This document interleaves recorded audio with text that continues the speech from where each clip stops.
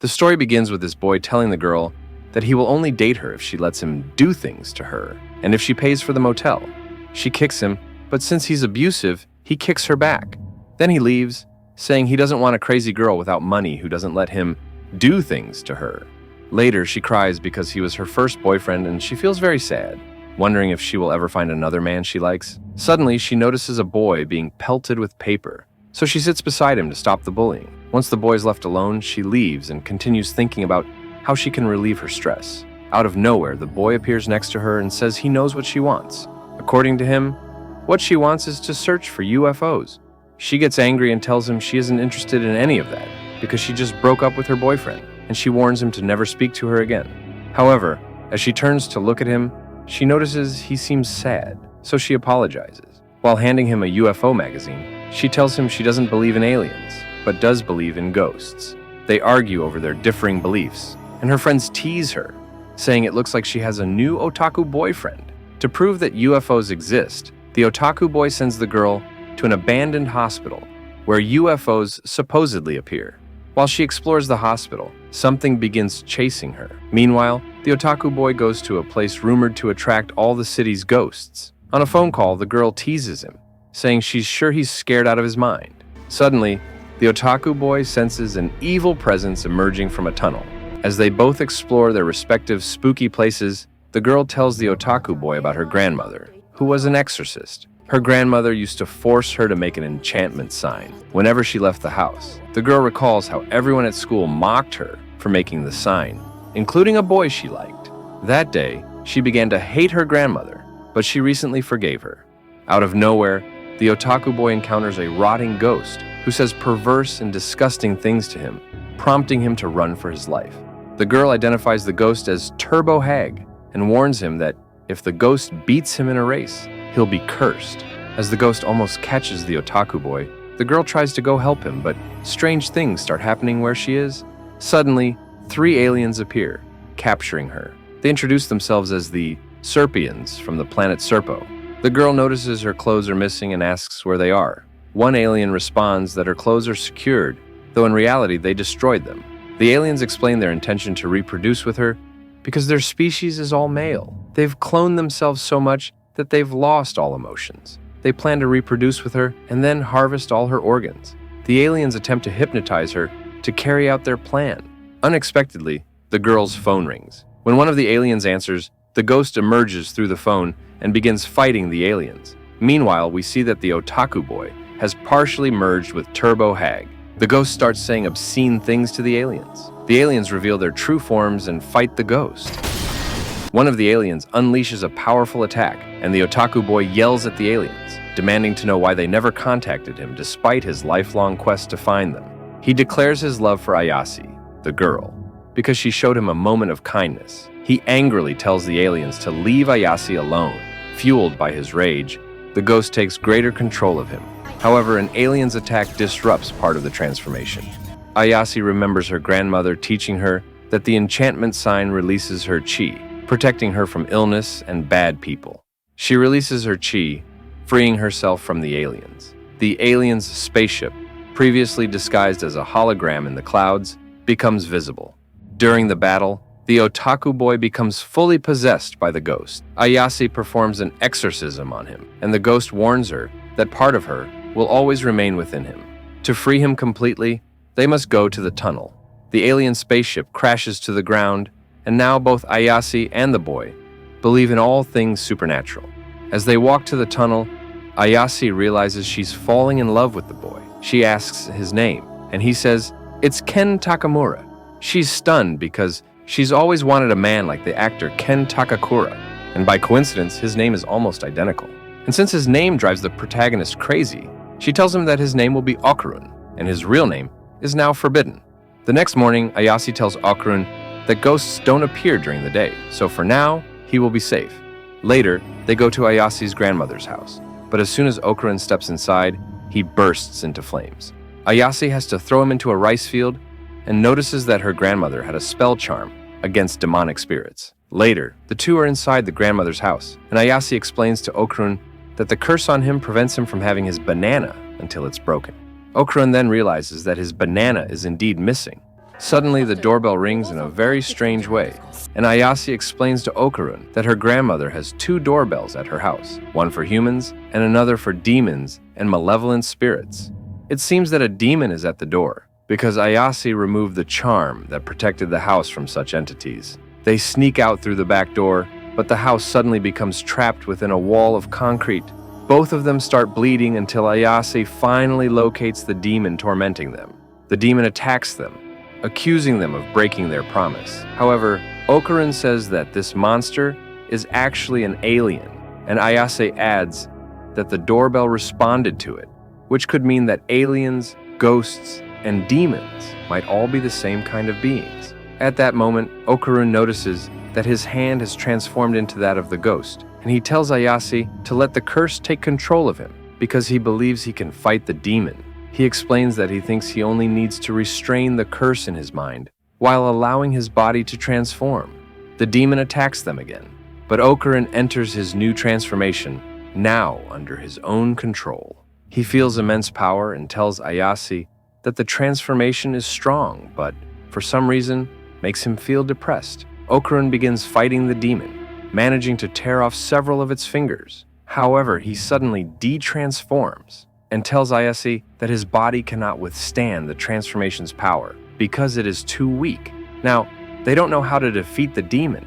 Ayase suggests that the demon, alien, or whatever it is, looks like a sumo wrestler, so maybe they can defeat it by making it touch the ground with its hands. Suddenly, Okarun transforms again and, with a powerful attack, rips off one of the demon's legs. The demon touches the ground and its hand disintegrates, but something crazy happens. It regenerates and manages to capture and hit Ayase. This causes the ghost to partially possess Okarun, but he snaps back to normal thanks to Ayase, who is still alive. However, the super demon keeps attacking and beating Ayase severely, which worries Okarun, but Ayase tells him that it's all part of her plan. The holes created by the demon's punches will lead them outside her grandmother's territory. She drags Okarun with her and places the charm on the demon, which causes its body to start burning. Suddenly, everything returns to normal, and Ayase tells Okarun that his hair looks different now. However, she collapses, and he starts transforming again. Days later, a witch named Dodorio Santa was predicting the future of a young man on a live television show, but she didn't get a single answer right. Then, we see how the ghost is playing with the body of our girl, but suddenly someone throws an attack at the ghost, and we see that Dodorio Santa is Ayase's grandmother. She complains and challenges the demonic ghost to a duel. The demon tries to attack her, but when she approaches at super speed, she catches on fire. We see that the demon fell into a circle, and grandmother Dodorio Santa says that this demon has already fallen into the trap, and if she tries to leave the circle, she will catch on fire. So she approaches the demon and tells her that she can't do anything anymore, and the dead one says that she will finish her off with pure bites. At that moment, Dodorio slaps the demon a couple of times, telling her to be careful not to leave the circle. And the demon tells her that if she keeps burning her, the man she has possessed will also die. Grandmother Dodorio tells her that she doesn't care, and that she will finish off all the scumbags who want to mess with her granddaughter, and she sets her on fire. Several hours later, Ayase wakes up and calls Okarun, but only sees her grandmother watching TV. She explains everything that happened to her grandmother, but the grandmother tells her that she finished off the evil spirit inside the young man.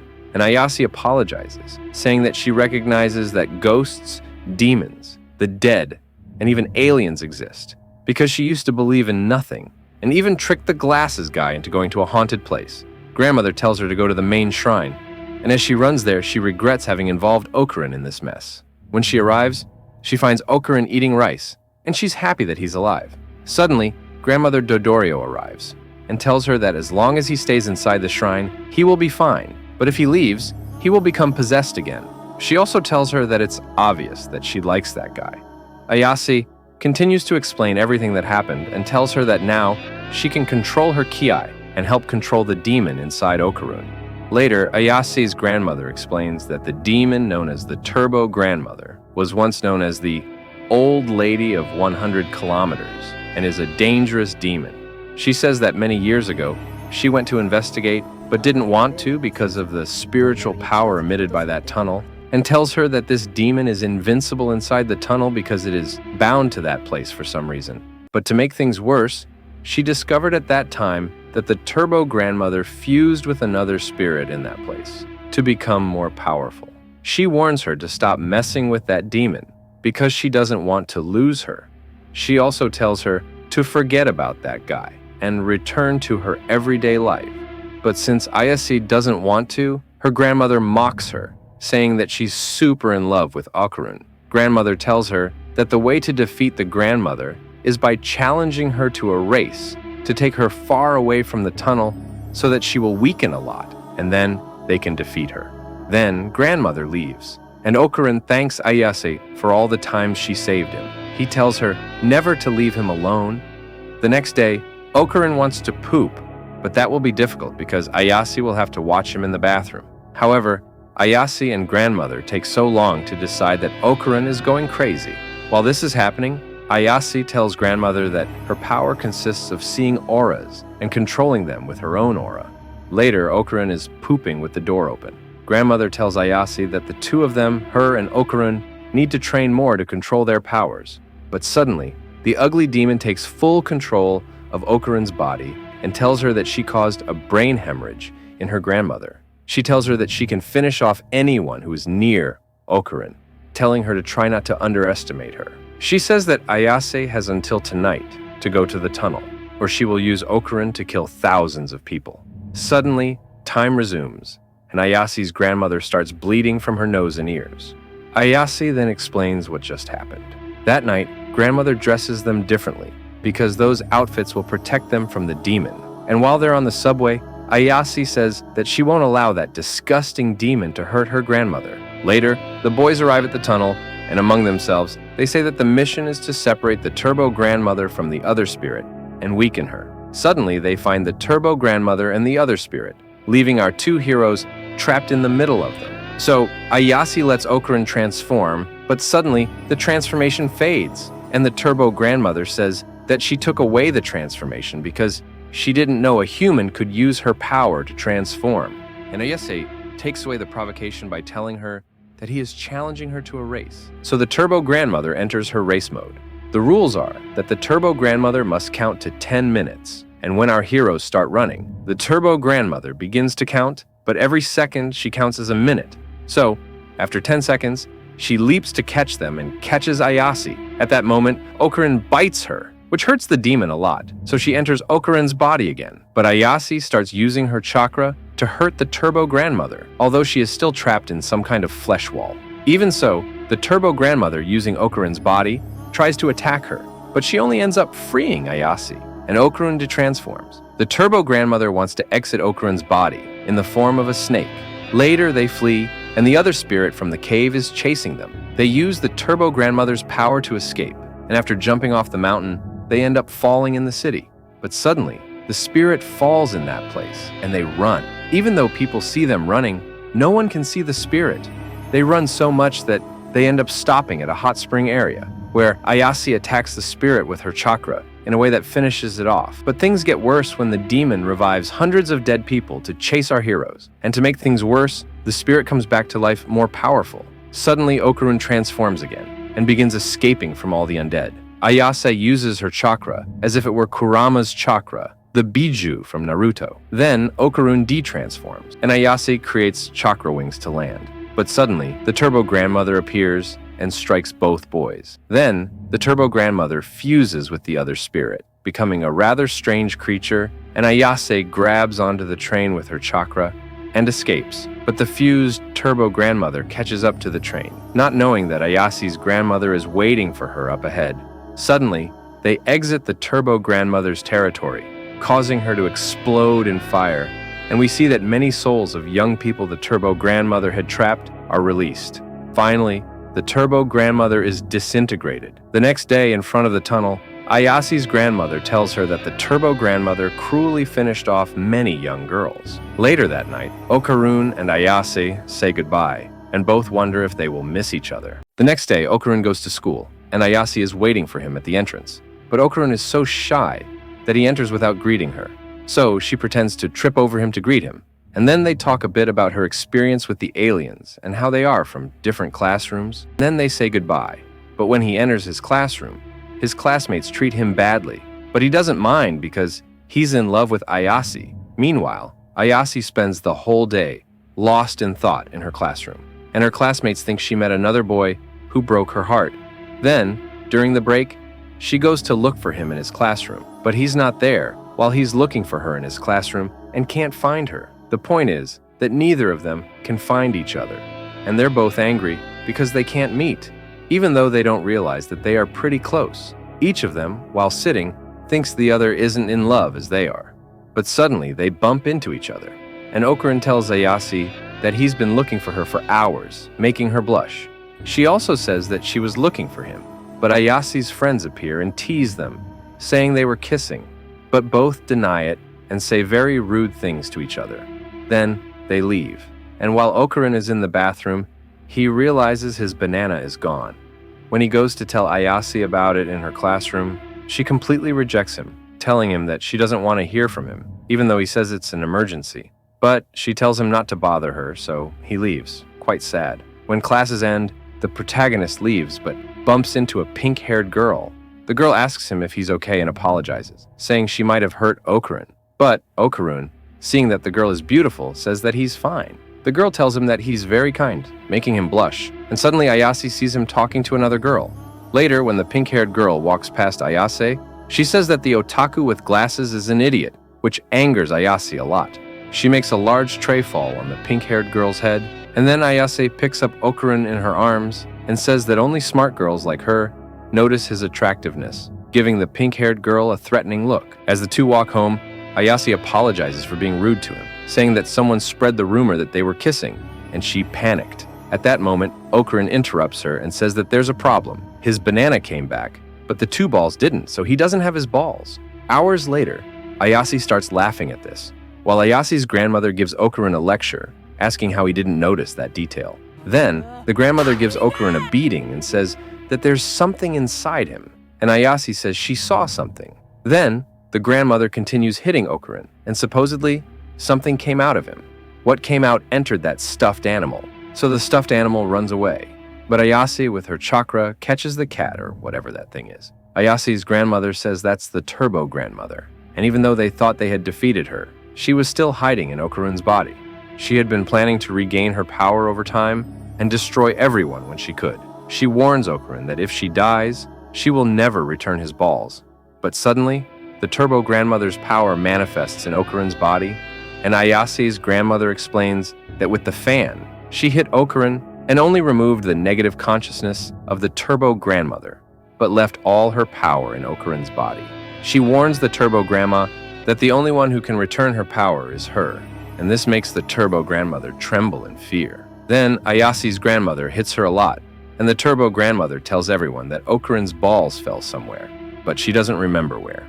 Hours later, the Turbo Grandmother tells them that Okurin's balls are wrapped in their spiritual power, so now they are golden, but they end up going home because they can't find the balls. Ayase's grandmother says she will ask some spirits if they've seen them. The next day, Okurin goes to school, and in his classroom, some boys interrogate him, saying that it's rumored he's Ayase's boyfriend, and that she does things with anyone. But this angers Okurin, and he transforms, scaring the boy quite a bit.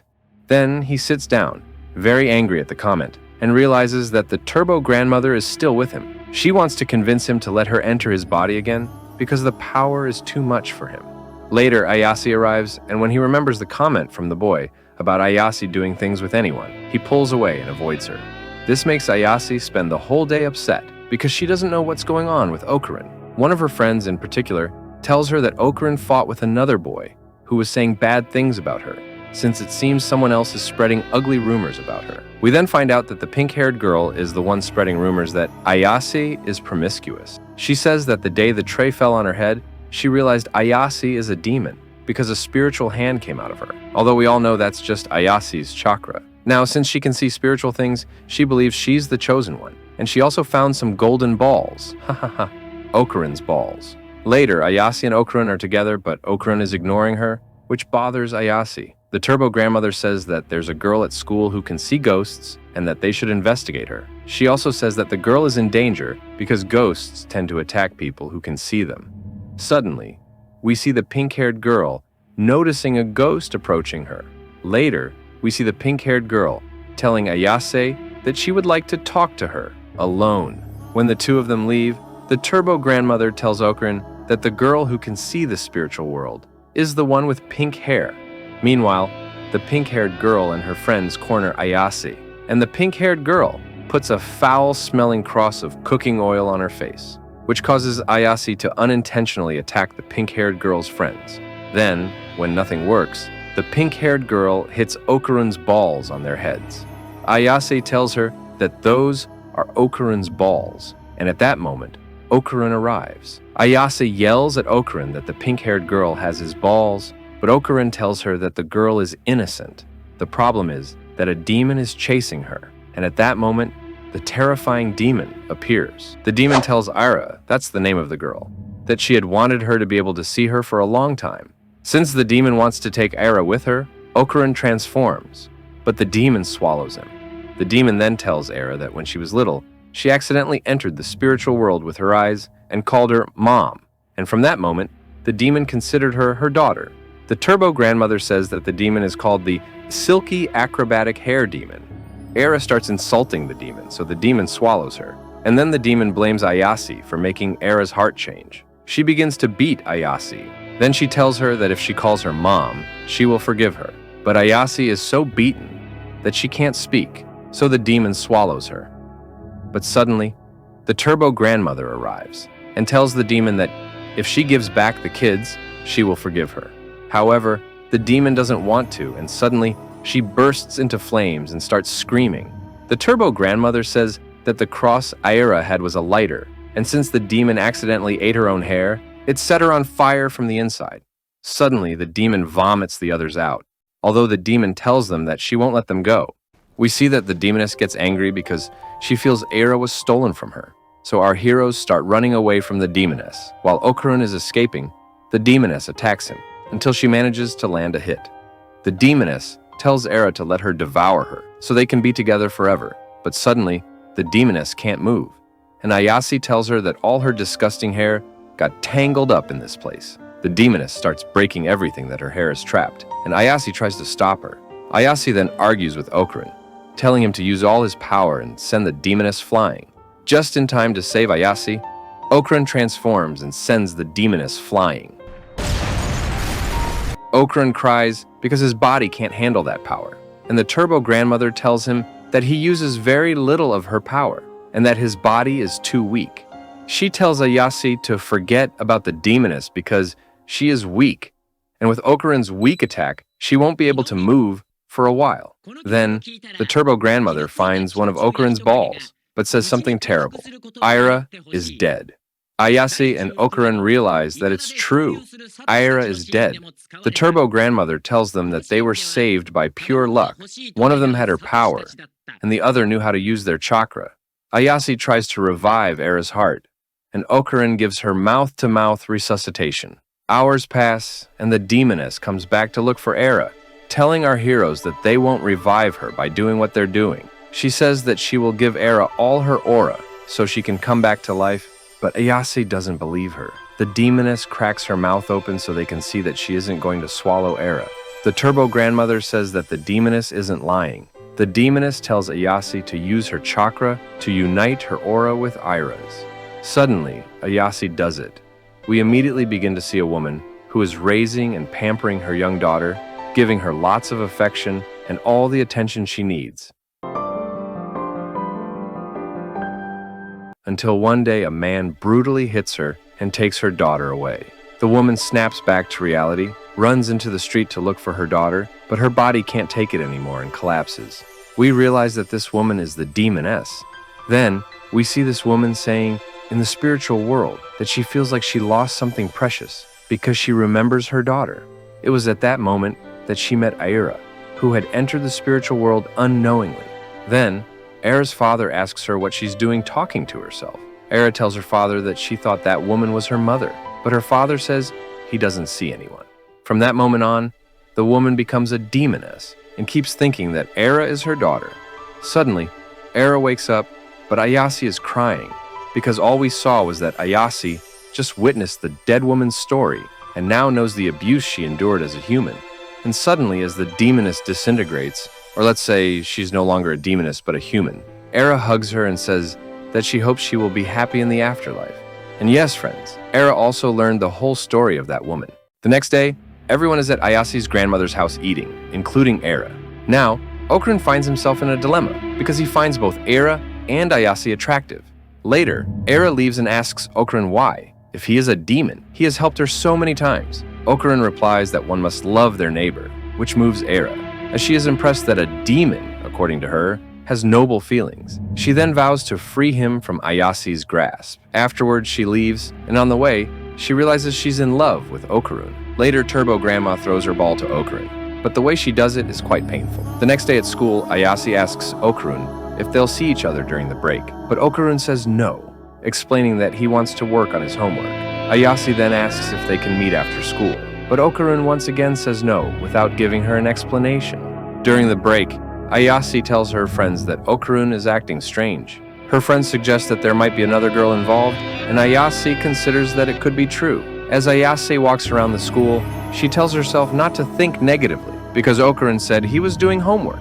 But then she finds him in a rather compromising position with Era. We then rewind to understand the events leading up to this moment. Okarun was doing push-ups and exercising because Ayasi's grandmother told him to work out since he's very weak. Suddenly, Era shows up and tells him that she knows he's a demon and she's human, but she can't control the fact that she likes him so much. She tries to kiss him, but Okarun resists. Aira then starts struggling with him, determined to kiss him, and they accidentally fall into a compromising position.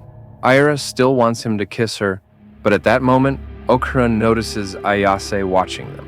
Okarun yells to Ayase that it's not what it looks like, but she doesn't believe him. He spends more than 10 minutes chasing after her, trying to explain that there's a valid reason for everything, but Ayase refuses to listen. Ayase's mental state begins to deteriorate, even during a class about mantis shrimp, as everything reminds her of how Okarun betrayed her with Era. Suddenly, something strange happens. Everyone disappears, the surroundings grow darker, and there's water on the floor. Okarun finds Era, and she doesn't know what's happening either. Meanwhile, Ayase is also trapped and wonders if this is happening only to her. Suddenly, a strange demon appears before her, and shortly after, the dinosaur demon starts firing a laser beam, causing massive destruction. Meanwhile, Era asks Okarun what's going on, and he explains that once an alien demon attacked them, something similar happened. The whole setting changed, and this only happens to those connected to the spiritual world. He adds that alien demons are, in a sense, superior to the ones that inhabit Earth. Suddenly, an alien demon appears before them, and for some reason, it reminds me of the Ultra Beasts from Pokemon. To save Era from danger, Okarun transforms. However, the alien Serpian demons from the beginning reappear and attack Okarun with psychic powers, leaving him on the ground. They also attack Era. The Serpians wonder why, in this spiritual space they created, there's a normal human present, when only beings with spiritual power should be there. They tell Okarun that this time, they've come to take his banana, but suddenly something attacks the Serpians, and we realize that Aira now possesses the power of the silky-haired demoness. And the demons now understand why Era's in this spiritual space. Suddenly the shrimp demon starts fighting her, but she dodges all its blows and then delivers a super kick. However, the Serpian attacks her strongly with its psychic power. Then the Serpian reveals its true form and says it will conduct experiments on her. The shrimp demon lands a super punch. Suddenly Okarun appears and transforms, but the Serpians use their psychic power while the shrimp demon beats Okarun to a pulp. Just then, Ayase arrives to help, and the Serpians inject their blood into the shrimp demon, causing it to evolve into a shrimp Serpian demon. It becomes much more powerful and lands a super punch on Era in a millisecond. However, Okarun is fast enough to see its punches and uses Era to deliver super kicks to the shrimp Serpian demon. But suddenly, in the area where they are, the water turns a luminous green. Since this is a spiritual dimension, something illogical happens and everything floods. It becomes apparent that they are now in the presence of a higher-ranking demon. While the Serpians are considered low-ranking, unclean spirits, this demon seems to be from the host of wickedness rank, a much higher rank, at least for the kids. This demon is so powerful that it attacks the Serpians, killing one of them. To make matters worse, the shrimp Serpian demon continues attacking. Ayase uses her chakra to propel herself over Okarun's body, passing through the water above them. The shrimp Serpian demon and the remaining Serpians are furious because the kids manage to escape upward, calling it cheating. They are too afraid to move because of the monstrous demon roaming around. One of them is killed by the beast, and another flees as it's being chased. The last surviving Serpian realizes that the only way to survive is to merge with the shrimp demon to become stronger and escape. Meanwhile, our heroes with Ayasi's power try to escape the beast, but it becomes increasingly difficult. Suddenly, they realize that the remaining Serpian and the shrimp demon have fused with the beast. The beast then attacks, and Ayasi gets trapped underwater. She uses her power to destroy the shrimp claw of the beast. Suddenly, Aira uses her hair to tie the beast's mouth shut, just as it's about to fire a laser at Ayasi. Okran jumps in to save her, and everything explodes. Our heroes return to reality, but in a very embarrassing manner. Yes, friends, they return without clothes. Everyone around them sees this craziness unfolding. Later, the principal interrogates them about what just happened. Then, Ayasi laments everything that occurred. Okran then theorizes that Earth's demons might want to protect the planet from extraterrestrial demons. But the girls don't care about any of that. They are more concerned about the fact that they were seen as they arrived back into the world, without clothes. Suddenly, Aira's friends arrive and take her away. Ayasi then tells Okran that she is waiting for an explanation for what she saw. Okran explains everything that happened, including the fact that he was exercising because he wants to become stronger. Meanwhile, in Aira's classroom, since she's famous, everyone keeps asking her if there's something they can do for her. She says she doesn't want to talk about what happened and just wants to be left alone. Everyone blames Ayasi, saying it's all her fault, and they want to attack her, claiming Ayasi has a bad reputation. But Aira reveals that she was the one who spread those rumors and orders everyone to stop talking about Ayasi. She then leaves and later cries alone. Ayasi finds her and asks what's wrong. Aira confesses all the bad things she did. Suddenly, the alien shrimp demon appears in front of them.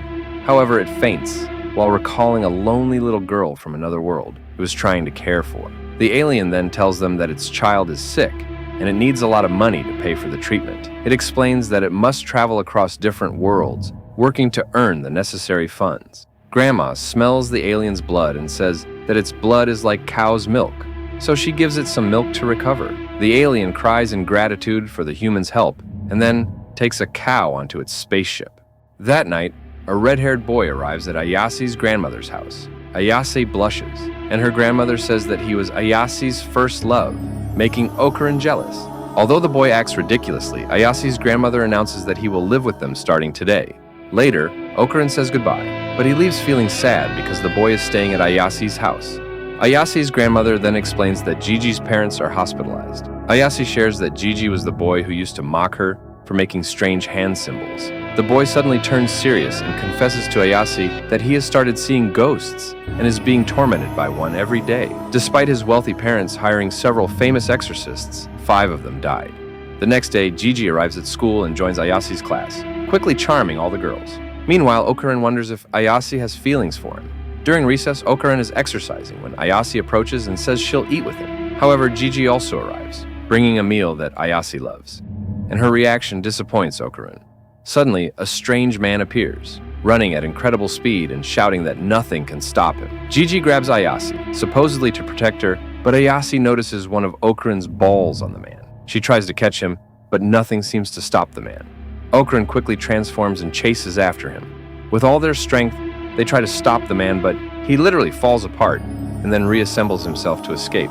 In the end, the heroes lose track of him. Ayase, however, claims to know where he is because she has a piece of the man in her hands. By striking the piece, she causes the man to scream, revealing his location. They eventually find him in a garbage dump, and it's revealed that Ayase was holding the man's heart. Despite this, the man continues walking, saying he is searching for a woman named Hannah. He eventually finds her and confesses his love for her. This scene causes Okran to think about Ayasi. So that night, Okran and the others beg Ayasi's grandmother to let the mannequin named Hannah live in her house. The male mannequin returned to the lab since his only goal was to save Hannah, but he insists on seeing her every night when he sneaks out of school. Meanwhile, Ayasi's turbo grandma beats up the new boy for reasons unknown. Ayasi explains that the male mannequin didn't have Okarun's balls, but rather something else, golden. Okarun remains jealous of how well Ayase and the new boy get along, so he starts competing with him to win Ayase's affection. Ayase's grandmother tells them to prepare to visit Gigi's house to perform an exorcism, and Okarun insists on going as well. Later that night, the crazy male mannequin runs at full speed to see his female mannequin, but due to his reckless behavior, he gets hit by a truck and shattered into pieces. At 4 a.m., Ayase waits with the female mannequin for the male mannequin's arrival. By 7 a.m., the battered male mannequin finally reaches them, and Hannah tells him she loves him. They then take several trains to reach the red-haired boy's house. Upon arriving at his village, they notice that all the residents are very peculiar. Eventually, they make it to his house, but they fail to realize that the townspeople are secretly watching them. The group spends time exploring the house, with Ayase commenting that the ghost must be hiding somewhere. Since nothing shows up, Ayase decides to head to the hot springs. Meanwhile, the boys play soccer, joking about switching to the Blue Lock anime. During their game, the red-haired boy asks Okarun if he likes Ayase. Okarun initially denies it, but when the red-haired boy admits that he likes her, Okarun confesses that he does too. At the hot springs, Ayase is relaxing when some ugly men show up and attempt to bathe with her. Their intentions soon turn malicious as they try to assault her. Back at the house, the boys notice that a new room has mysteriously appeared in the red-haired boy's house. They break into it to investigate and discover that it seems to be an extension of the underworld.